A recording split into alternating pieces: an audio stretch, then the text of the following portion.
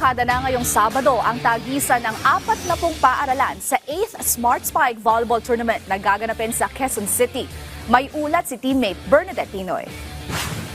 Muli na namang magsasagupaan ng ilan sa mga pinakamagagaling na volleyball players mula sa iba't ibang eskwelahan para mapasakamay ang kampyonato sa ika-8 edisyon ng 8th Smart Spike Volleyball Tournament. Ngayong Sabado, inaasahan na magpapakitang gilas sa mga pambato ng Chiang Kai-shek College, Canosa Academy Lipa, San Felipe Neri Catholic School at marami pang iba para sa 18 and under Girls Division Prime category. Ilan naman sa mga kalahok ng homegrown category, ang mga paaralan gaya ng Mare School, Assumption Antipolo at Immaculate Conception Academy Green Hills. Sa 18 and under Boys Division, hindi rin magpapahuli ang Colegio de los Baños, Mystical Rose School of Caloocan at Ateneo de Manila University. At sa 14 and under Division, susubukan ng Assumption College, Makati Hope Christian School at De La Salle Santiago Zobel na masungkit ang titulo ngayong taon.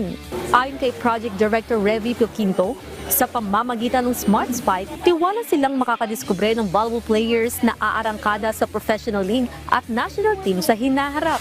Nagulat ako kasi ang layo na pala ng narating yung ibang players na mga naglaro sa Smart Spike. Then yearly, it's been parang nilook forward na to ng mga teams. And nakakataba ng puso kasi sila yung lumalapit sa amin. And of course, we don't wanna waste yung paglapit nila sa akin. We wanted to extend our arms para mabigyan ng quality tournament ang mga schools. Dito natin makikita lalo na yung mga hindi ganun kasikat na players, yung mga teams na hindi din kasikat. Lalo na talaga yung sa grassroots, na sumisibol sila from grassroots, going up.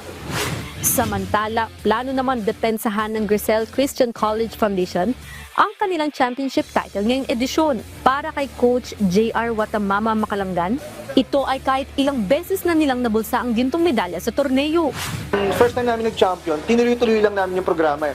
So nagpapatunay lang na nagiging productive yung programa.